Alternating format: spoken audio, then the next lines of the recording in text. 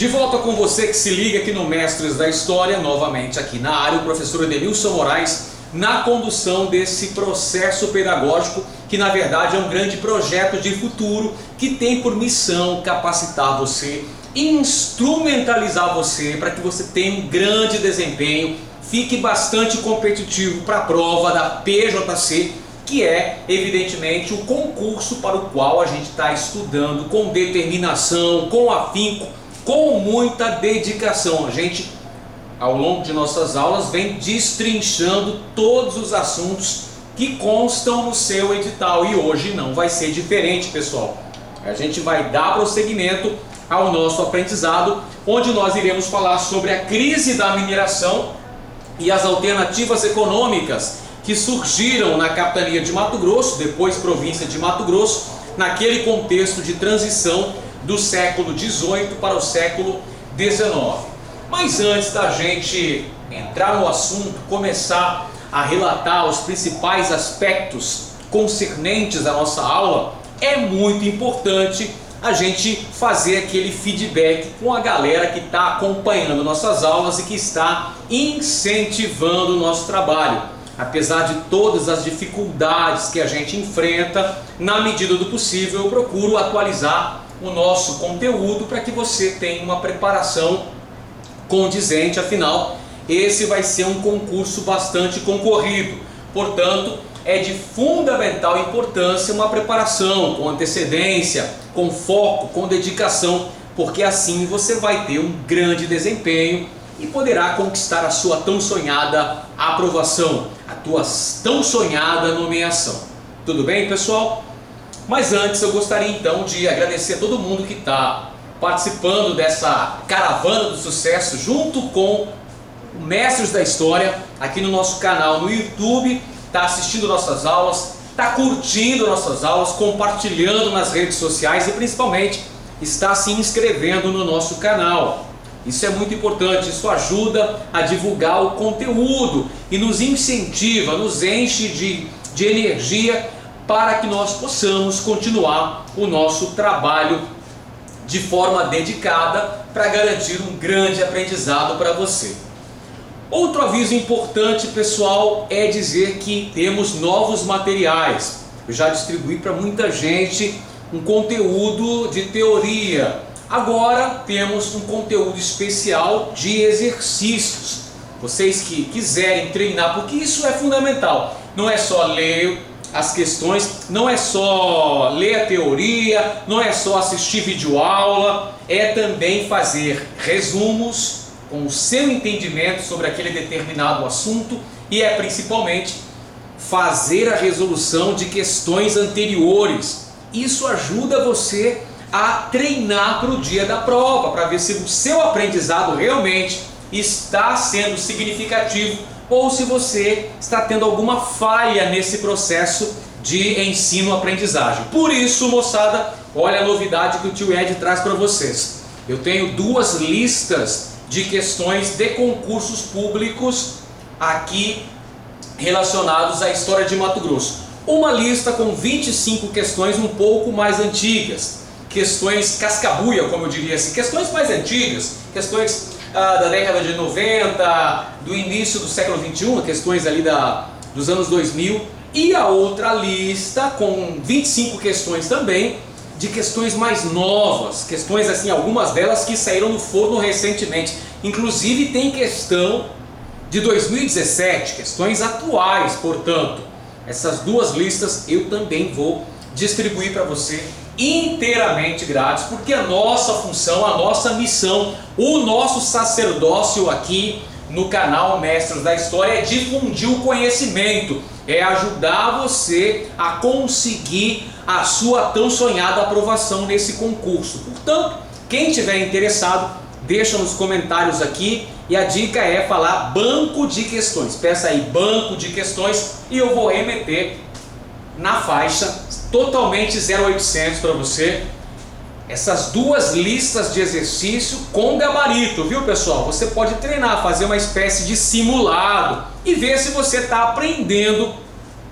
de forma significativa tudo aquilo que a gente vem trabalhando nas últimas aulas, tudo bem? Então só deixar um comentário aqui embaixo pedindo banco de questões e deixar o seu e-mail também, isso é muito importante. E aí eu vou remeter para você o mais rápido possível esse material de complemento. Esse material é para complementar o seu estudo, para potencializar ainda mais a sua preparação para esse concurso da Polícia Judiciária Civil de Mato Grosso, mas que serve para outros concursos que tenham essa temática, a temática de História de Mato Grosso. Show de bola? Tem mais um detalhe aí, pessoal. Lembrando para vocês também que nós vamos fazer uma super aula, um verdadeiro aulão de véspera, onde a gente vai dar dicas, apresentar alguns bizus do que a gente acredita que a banca CESP vai cobrar no dia da prova relacionado à História de Mato Grosso. Eu conto com você. Isso já nas proximidades da realização da prova, a gente vai fazer um super aulão de véspera e eu conto com a sua audiência. Outra coisa ainda, outro recado importante, você que está acompanhando as nossas aulas, verificou que a gente trabalhou todos os assuntos referentes ao período colonial. Te lembra disso? A gente trabalhou bandeirantes, escravidão indígena e exploração do ouro. Trabalhamos também a fundação de Cuiabá e as tensões entre os fundadores e as autoridades metropolitanas. Falamos sobre a criação da Capitania de Mato Grosso e a fundação de Vila Bela da Santíssima Trindade, que foi a nossa primeira capital. Abordamos ainda a escravidão negra em Mato Grosso. Falei também sobre os tratados de fronteira assinados entre Portugal e Espanha. E na última aula a gente falou um pouco sobre os capitães-generais da Capitania de Mato Grosso e suas principais realizações. O que eu quero de tarefinha para vocês que estão acompanhando o nosso curso, que estão aí na sintonia, que estão assistindo, estão na audiência, acompanhando as nossas aulas. Eu quero que vocês coloquem nos comentários aqui embaixo as dúvidas que vocês tiveram ao longo dessas aulas, abordando todos esses assuntos que eu acabei de elencar agora há pouco. Se ficaram algumas dúvidas, algo que não ficou muito bem explicado, eu posso explicar novamente para você. A gente vai fazer um super aulão tira-teima. O que é esse aulão tira-teima, professor Edenilson?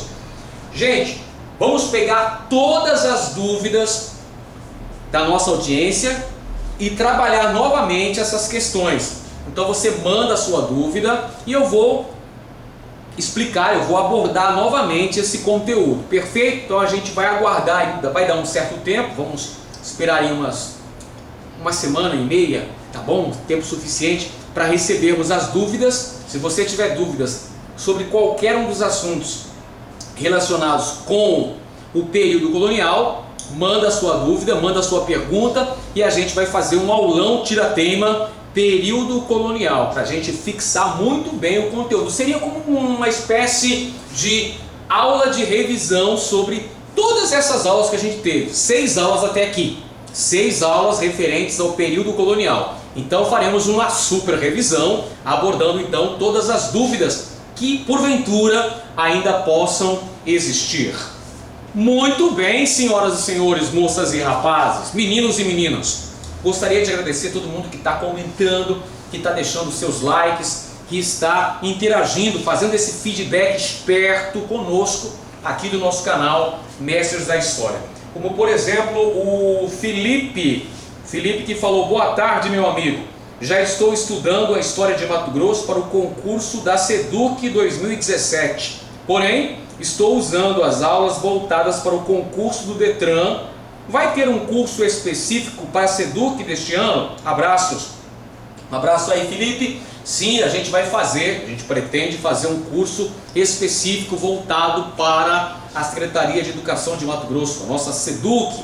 Mais para frente a gente vai fazer um curso voltado para esse concurso em especial. Também temos aqui o Maico, que fala assim, ó: como sempre, nota 10. Espetacular esse professor. Espetaculares são vocês que têm a paciência, que gastam parte do seu tempo para assistir às nossas videoaulas e que estão se preparando para uma grande conquista, que é a sua aprovação e também, principalmente, a sua nomeação nesse concurso público. Tem também aqui a Danilis Oliveira, que fala: bom dia, professor, gosto muito de suas aulas, estou me preparando para o concurso da SEDUC e seus vídeos estão me ajudando muito. Poderia enviar alguns conteúdos por e-mail? Como eu falei para vocês, além do conteúdo de teoria, temos agora banco de questões. Se você estiver interessado, só deixar o seu e-mail que a gente vai remeter para vocês. Só mais um recadinho aqui, pessoal. Temos aqui, por exemplo, o João Gilberto, que falou: professor, você é o cara, muitíssimo obrigado. Eu é que agradeço vocês que estão ajudando o nosso canal a crescer aqui no YouTube, a gente conseguindo muitas visualizações, isso é muito importante. Isso nos enche de orgulho, saber que nós podemos contribuir para o seu sucesso, para a sua vitória. Só estamos fazendo isso porque acreditamos em vocês. Sabemos que você terá toda a dedicação do mundo, vai se empenhar sem limites para conseguir uma grande vitória. É só se preparando, mergulhando de cabeça, estudando com muito afinco, com muita dedicação, porque concurso, meu amigo, não é coisa fácil não. Concurso é uma competição, é uma verdadeira maratona, são muitos concorrentes e você não pode ficar para trás. E como é que você faz parte da tropa de elite, da linha de frente dessa maratona? Ora, você tem que se empenhar, você tem que ler os conteúdos, você tem que assistir às videoaulas, fazer os seus resumos, as suas anotações, os seus mapas conceituais e principalmente você precisa fazer resolução de questões. É só assim que você vai ficar muito competitivo para esse concurso. Mas vamos lá, pessoal, chega de blá blá blá. Vamos começar a nossa aula de hoje, onde a gente vai tratar sobre a crise da mineração e as alternativas econômicas da capitania e depois província de Mato Grosso. Muito bem, senhoras e senhores, nós sabemos que a primeira atividade econômica desenvolvida em terras mato-grossenses logo no início da colonização, qual foi? Foi a mineração. Isso como resultado direto da atuação das bandeiras paulistas. Você se lembra dos bandeirantes paulistas, como Pascoal Moreira Cabral, o próprio Miguel Sutil, que descobriram jazidas auríferas na região do Cuiabá. A gente teve aí a jazida descoberta pelos elementos da bandeira de Pascoal Moreira Cabral, que foram as lavras do Cochipó Mirim, 1719. Depois tivemos a descoberta das lavras do Sutil, no córrego da Prainha, pela bandeira de Miguel Sutil. Só que é o seguinte, pessoal, a exploração de ouro que aconteceu durante o século XVIII, essa extração foi limitada, moçada. Por que a extração de ouro no século XVIII, deixa eu colocar direitinho aqui, extração aurífera, extração de ouro no século XVIII foi bastante limitada. Por que razão aí, professor? Moçada, o ouro que foi extraído das minas cuiabanas e depois das minas de Mato Grosso. Te lembra aí das minas de Mato Grosso que a gente falou quando os sertanistas chegaram até o Vale Guaporeano? Lembra dos irmãos Pais de Barro que descobriram aí, pessoal, os irmãos Pais de Barros, plural aí, professor. Os irmãos Pais de Barros que descobriram as minas de Mato Grosso lá no Vale do Guaporé. Beleza, muito bem, cuca fresca, Memorex, legal. Moçada, acontece que tanto nas lavras cuiabanas quanto na região do Vale Guaporeano nós tivemos a extração de ouro de aluvião. Lembra aí do ouro de aluvião? Claro que lembra. Ouro de aluvião, aquele ouro de superfície, que é mais fácil de ser encontrado, mais fácil de ser extraído, porque está praticamente ali na superfície, na flor da terra, como diz o outro.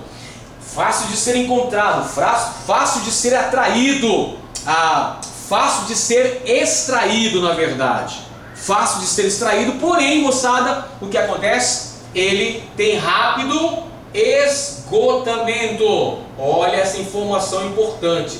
Rápido esgotamento. Legal, professor.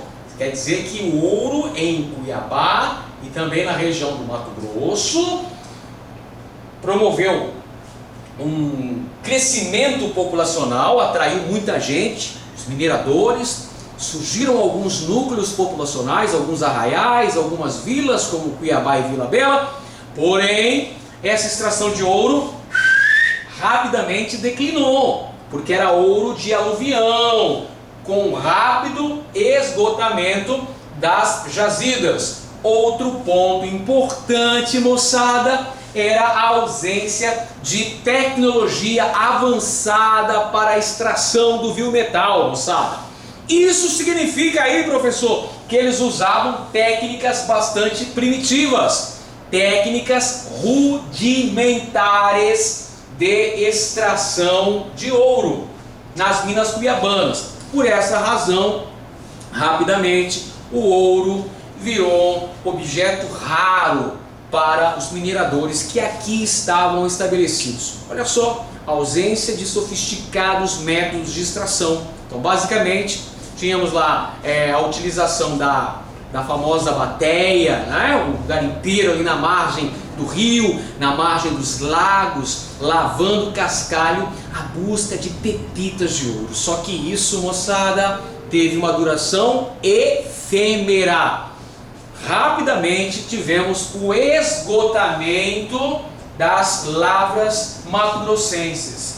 Outro fato que também ajudou bastante a crise mineradora foi a exorbitante cobrança de impostos estabelecida pelas autoridades metropolitanas portuguesas. Você está ligado no lance que quando eu falei da aula sobre a fundação de Cuiabá e as tensões entre os fundadores e as autoridades metropolitanas, você sabe muito bem que essas tensões se deram por conta da posse e da extração das jazidas auríferas em terras mato-grossenses. Um exemplo claro que abre a nossa mente e faz a gente entender completamente esse papel exercido pelas autoridades metropolitanas em terras mato-grossenses é a vinda do governador de São Paulo, governador da capitania de São Paulo, Dom Rodrigo Moreira César de Menezes, que implantou o poder metropolitano em terras cuiabanas. O cara que elevou Cuiabá à condição de vila em 1727. Porém, estabeleceu a cobrança de pesadíssimos impostos na região. Isso acabou ocasionando uma saída, uma fuga em massa dos mineradores estabelecidos nas cercanias de Cuiabá. Eles estavam correndo bem duro, né? Abriram fuga da cobrança pesada de impostos implantadas por este governador. Pouco tempo depois, o rei de Portugal, já preocupado com essa queda vertiginosa na população das minas cuiabanas, resolveu desmembrá-las da capitania de São Paulo, criando lá em 1748 a capitania de Mato Grosso. Legal, professor, isso tudo eu já sei. O senhor já falou sobre isso, então tá tranquilo e favorável. É um tema que eu já assimilei. No dia da prova eu vou dar um show, beleza pura. Mas então você tem que entender que a crise mineradora que aconteceu na segunda metade do século XVIII, veja, isso é importante, moçada, outra informação bastante relevante, anota aí, essa crise da mineração já é vivenciada na segunda metade do século XVIII, portanto, olha só, a extração de ouro que começou efetivamente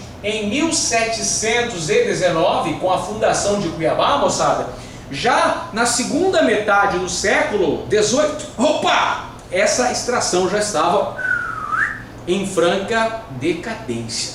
Perfeito? Então a segunda metade do século XVIII já assiste à crise da atividade mineradora em terras mato-grossenses por todos esses fatores aqui. Tudo junto e misturado vai ter como resultado final a crise da mineração.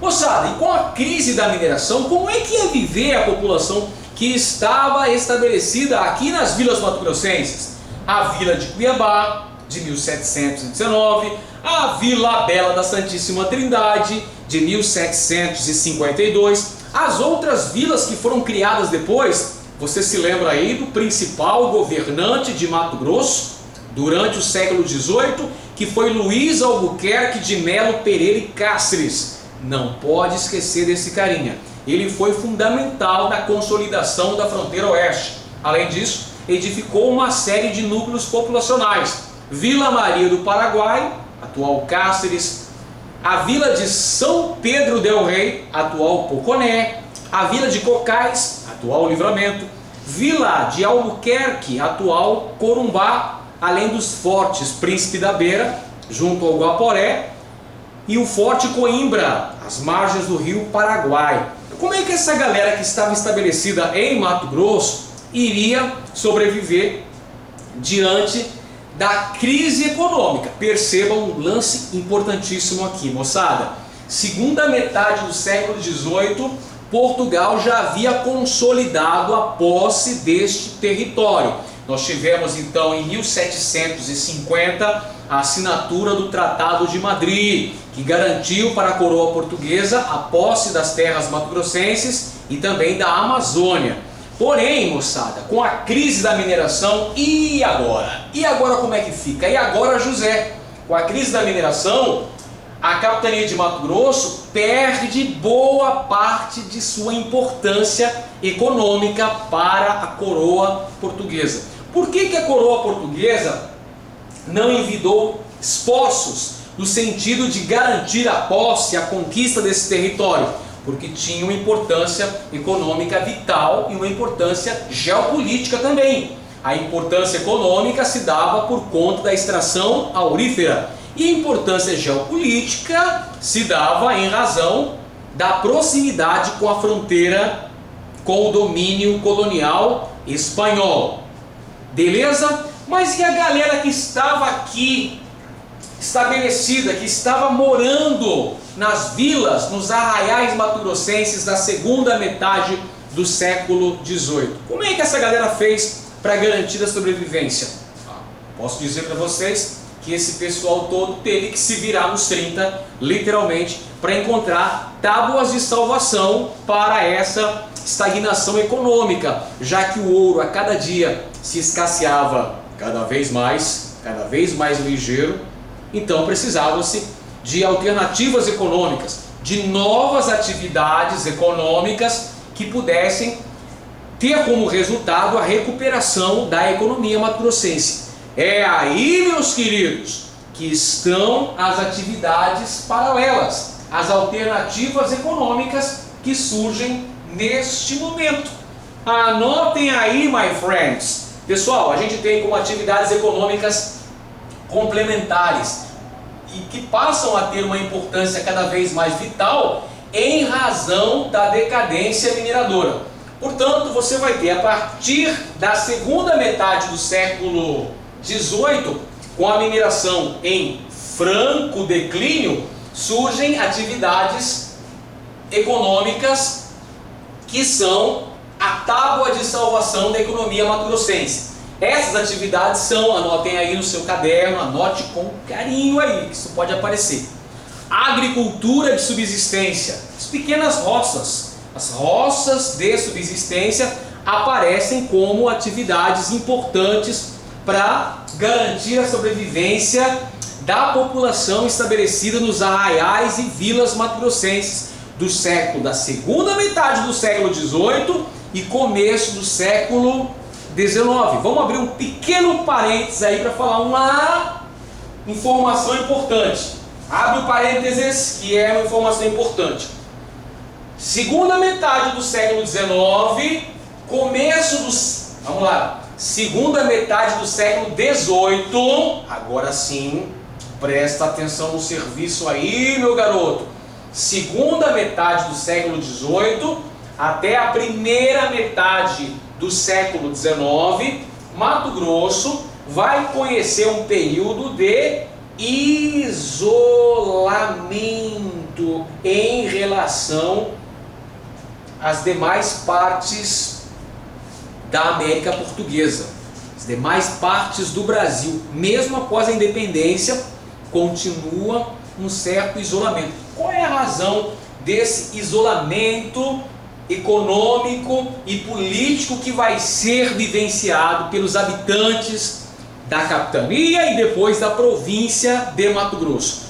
Moçada, por conta da crise da mineração, diminuindo o interesse econômico metropolitano em relação a essas terras, a gente vai ter o isolamento. Segundo fator, lembra aí como é que era feito o intercâmbio comercial entre a capitania de Mato Grosso e a capitania de São Paulo? Era através das monções de abastecimento, aquelas expedições fluviais que cruzavam os rios que drenam essa parte mais central da América do Sul. Olha, sempre quis falar isso, hein? É uma citação do professor Carlos Rosa, professor aposentado da UFMT. Os rios que banham essa parte central da América do Sul. Era o caminho das monções, pessoal. Você se lembra que as monções traziam uma série de mercadorias, medicamentos, vestimentas, ferramentas de trabalho, alimentos diversos, escravos, funcionários da coroa. E na viagem de volta, as monções levavam o ouro que era extraído das minas cuiabanas. Beleza, eu ainda lembro disso, professor. Você já falou sobre esse assunto, camarada. Legal, beleza, tô ligado. Agora, pessoal, com o declínio da mineração, claro que também a atividade monçoeira também, ó, cresceu igual rabo de cavalo. Também entrou em franca decadência. Afinal, os caras iam gastar todo esse tempo para fazer o percurso de São Paulo a Mato Grosso e voltar de mãos abanando. Afinal, o ouro não existia mais. E aí? Cada vez as monções vão perdendo importância. E você se lembra que o percurso médio das monções variava de 4 a 6 meses. Era tempo para chuchu. Era muito tempo, moçada. Não é? Era quase uma gestação. Brincadeira, 6 meses é tempo pra caramba. Então, Mato Grosso vai ficar isolado. Ah, mas tinha outro caminho, professor. Tinha outra forma de alcançar a capitania de Mato Grosso, que era o caminho de Goiás, a estrada boiadeira, que foi implementada em 1726. Era uma rota alternativa, era uma rota terrestre, saindo do interior de São Paulo, entrando no Triângulo Mineiro, a Minas Gerais, uai, entrando no sertão de Goiás, até adentrar finalmente ao território mato-grossense e chegar à sua vila de Cuiabá. Mas perceba, o caminho de Goiás também não era fácil. Era um caminho muito tortuoso, durava cerca de 6 meses.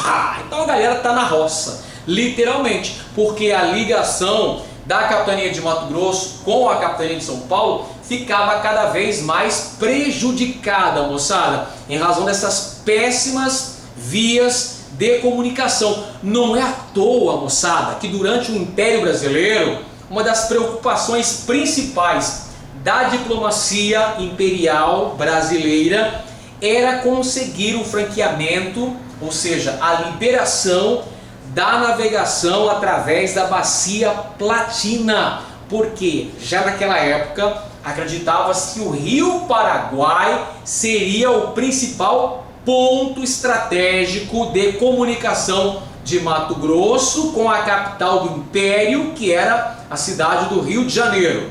Perfeito? Tanto é que o governo brasileiro, por várias vezes, mandou missões diplomáticas até Assunção, no Paraguai, para conversar com as autoridades da República Guarani, para tentar a liberação da navegação através do Rio Paraguai, que é um rio que nasce no Brasil, mas que corre para fora do nosso território. Portanto, o Brasil precisava de uma autorização, de um sinal verde da República Paraguaia para poderem navios brasileiros, olha, transitarem por esse rio e facilitarem a comunicação com o Mato Grosso. Porque aí o tempo de viagem Mato Grosso à capital do Brasil, Rio de Janeiro, caía de 6 meses para 30 dias. Pô, professor, mas 30 dias é tempo pra caramba. Mas, meu amigo, faz uma análise aí. Coloca na balança os dois períodos. O que é melhor? Uma viagem de 30 dias ou uma viagem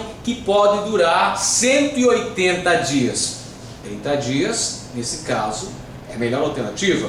Por essa razão que o governo brasileiro tentou, durante muito tempo, que o governo do Paraguai liderasse a navegação platina, o que foi conseguido, pessoal, através da assinatura de um tratado de comércio, amizade e extradição entre os dois países, isto é, entre o Brasil e a República do Paraguai. Este tratado foi assinado em 1856, anota bem essa data, 1856. Porém, alguns anos depois, esse tratado foi simplesmente anulado pelo presidente paraguaio, o ditador Solano Lopes, por ocasião da deflagração da Guerra da Tríplice Aliança, que aliás é outro tema que a gente vai falar em aulas posteriores. Tudo bem? Estou dando só uma rápida pincelada no assunto para a gente entender que história é algo mágico, é algo importante que você tem que entender o processo. História é processo, moçada. Você não entende com fatos isolados, você precisa compreender todo o processo, aí você vai ficar ligado na história. Tudo bem? Vamos em frente então. Alternativas econômicas importantes para a capitania de Mato Grosso e depois para a província de Mato Grosso também, pessoal. Roças de subsistência, né? Eu já falei agora há pouco que a galera aqui na capitania de Mato Grosso, com a decadência da mineração, literalmente foi para a roça. É isso aí. Agricultura de subsistência, pequenas roças que visavam o consumo interno, consumo em arraiais e vilas mato-grossenses. Além disso, também tivemos o cultivo de cana-de-açúcar e o estabelecimento de engenhos. Olha só, anota aí, outra importante característica econômica de Mato Grosso na segunda metade do século XVIII e começo do século XIX.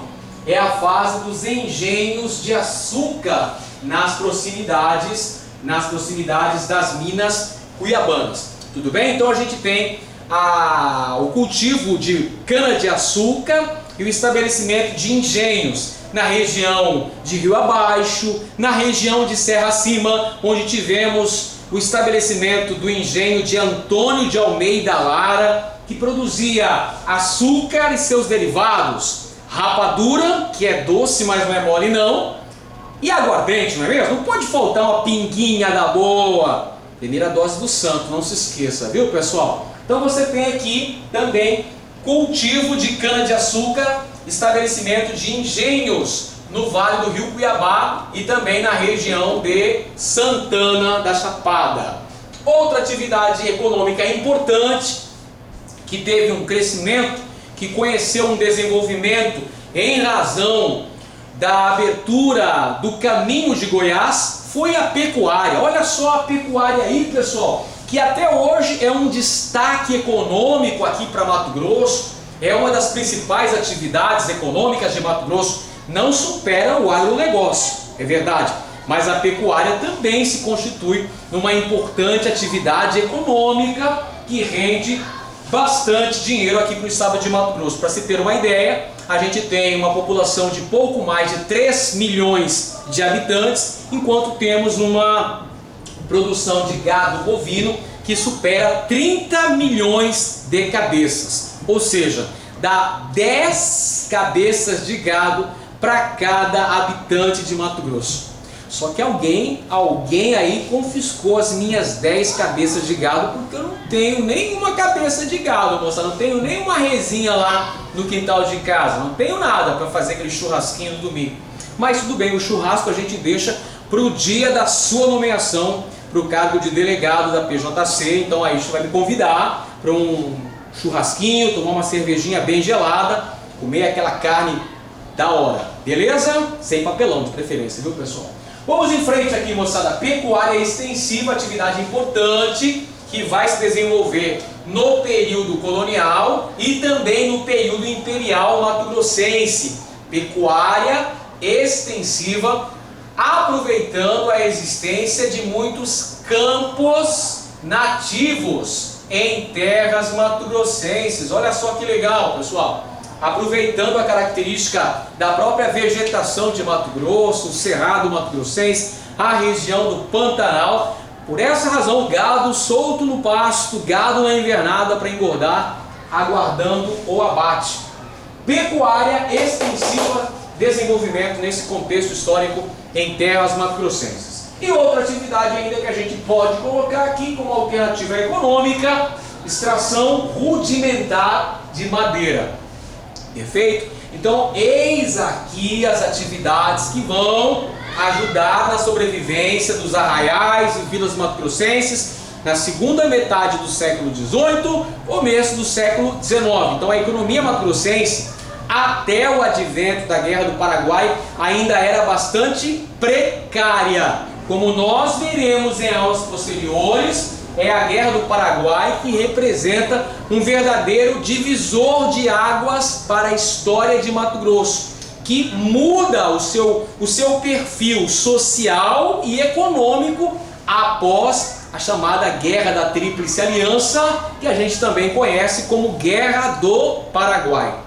Mas eu estou antecipando de novo, estou dando uma de spoiler aqui, pessoal. Isso não vale, né? Vamos segurar a surpresa para quando a gente ter a nossa aula sobre a Guerra da Tríplice Aliança, eu conto tudinho para vocês. Vocês sabem que eu não sou baú, né? Não guardo segredo. Eu conto mesmo, o que eu sei, eu tento passar para você ter um grande desempenho, para o seu aprendizado ser significativo. Joinha? Vamos em frente então. Opa, tá aqui, pessoal. Eu falei agora há pouco sobre o Caminho de Goiás. Ei, Goiás! Saudade de Goiás. Pessoal, o Caminho de Goiás, também conhecido como Estrada Boiadeira. Olha só, o nome já diz tudo, hein? Caminho de Goiás, que foi aberto ainda no século XVIII, na primeira metade do século XVIII, logo no início da colonização das terras mato-grossenses. Foi importante para a introdução do gado bovino nessa região. Olha só, anota aí outra informação importante, hein? Fica de olho, olha, eu sempre peço a você muita atenção nas nossas aulas, porque temos muitas informações que são relevantes, que de repente podem aparecer lá na sua prova, que a banca pode querer cobrar na sua prova, mas você vai estar preparado, você vai estar muito bem capacitado para arrasar, para detonar, para quebrar geral essa banca. Não tenha medo, comigo não tem problema, vamos lá, que a gente vai aprender bastante coisa aqui, moçada. Então, as primeiras cabeças de gado entraram em território mato-grossense através do Caminho de Goiás. Então, a abertura desse caminho terrestre, eu fiz até um mapinha que é meio rudimentar, meio escrotinho, mas tudo bem, serve para ilustrar bem aqui a nossa intenção da nossa aula. Então, você tem aqui, olha só, tracejar, tá mostrando aqui, pessoal? Tá filmando direitinho? É que eu tenho que fazer a função de cameraman, de diretor, de apresentador, de ator, modelo e atriz. Então fica difícil. Moçada, é o seguinte, olha só. Então a gente tem as formas de comunicação com Mato Grosso. Mato Grosso, a capitania de Mato Grosso e a capitania de São Paulo. Então a gente tinha basicamente duas formas de comunicação, de interligação entre esses dois territórios. O primeiro deles era pela via fluvial, através das monções. Você se lembra das monções fluviais, os caminhos fluviais das chamadas monções, não é isso? Que saíam lá da vila de Araritaguaba, Porto Feliz, no interior de São Paulo, e através dos rios, navegando no barquinho, na verdade navegando nos batelões, que eram aquelas canoas tamanho família, né? Tecnologia indígena, olha só. Os batelões que traziam as mercadorias. Esse caminho que durava até 6 meses, caminho tortuoso, enfrentando uma série de vicissitudes, muitas dificuldades ao longo do caminho, avaria nas embarcações, que mais? Alimentos que eram escassos para a tripulação das monções, perda de mantimentos, cachoeiras ao longo do percurso, ataques indígenas, não se esqueça dos indígenas, hein? Os índios Paiaguá, os Paiaguá canoeiros e Guaicurus cavaleiros da região do Pantanal, que olha, desciam a Burduna nos monçoeiros, atacavam os monçoeiros. Não é à toa que a coroa portuguesa autorizou a guerra justa para passar o rodo dos índios que não aceitavam a dominação. Perfeito? 1726, olha aqui, eu coloquei no nosso quadro aqui porque a data é importante. 1726 é a data que vai surgir o Caminho de Goiás, caminho terrestre que saía do interior da capitania de São Paulo, entrava na capitania de Minas Gerais, lá na região do Triângulo Mineiro. Ora só, uai, Triângulo Mineiro, você conhece o Triângulo Mineiro, né? Uberaba, Uberlândia, não é? Araguari, aquela região ali que é o Triângulo Mineiro, uai.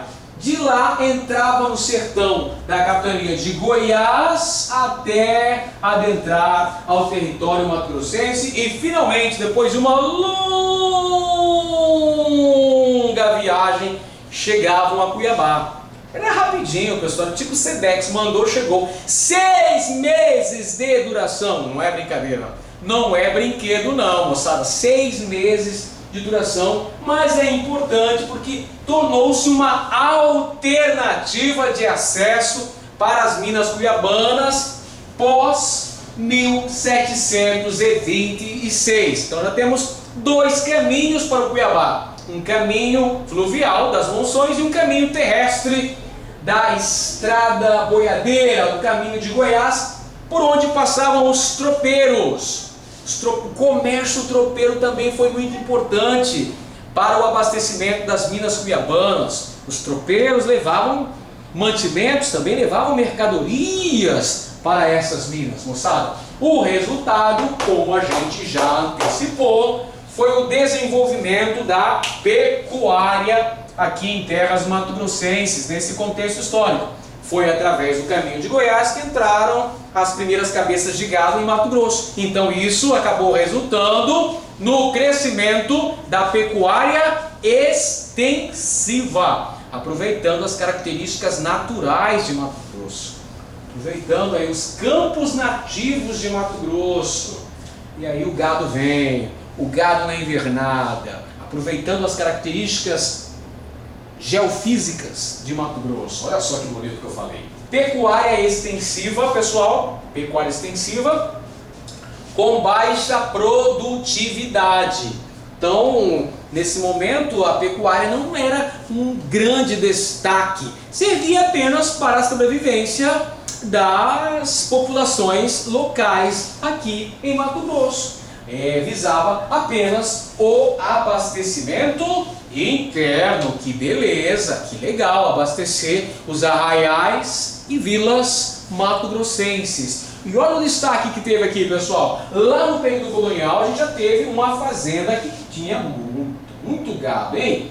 E chegou a ter um contingente expressivo de cabeças de gado. Anota aí no seu caderno que pode ser importante. Vai que o elaborador da banca examinadora vai querer colocar essa questão aí. Vamos lá? Anota aí. Fazenda Jacobina, pessoal. Fazenda Jacobina na região de Cáceres teve um grande destaque. Inclusive, ainda há visitações turísticas lá na Fazenda Jacobina. Se você vier para o Mato Grosso, não deixe de me avisar. Essa musiquinha é muito significativa para mim. Me remonta aos tempos do início da década de 90. Mas deixa para lá, essa é uma outra história. A Fazenda Jacobina teve uma grande atuação ao longo do período colonial, tendo milhares de cabeças de gado, sendo o principal local de criação de gado em terras mato-grossenses. Ficava lá a Vila Maria do Paraguai, a nossa cidade de Cáceres. Perfeitamente? Legal! Muito bem, pessoal! Vamos chegando então ao final da nossa aula, onde nós falamos sobre a crise da mineração e as alternativas econômicas para Mato Grosso. Se você gostou, não se esqueça de contribuir para a divulgação desse vídeo. Dá um joinha aí, não seja ruim, não seja mal, diga que sim, dá um joinha aí, nos ajuda na divulgação deste conteúdo de qualidade para que mais pessoas possam ter acesso à educação democrática e sem nenhum fim lucrativo, pessoal, que é mais importante. Estou aqui de corpo e alma para ajudar você a ter um grande aprendizado e conseguir uma importante vitória, pois a sua vitória é a nossa vitória também, pessoal. Um forte abraço a todos e até o próximo vídeo. Valeu aí, pessoal, e continue estudando aí, manda um e-mail para mim. Tchau!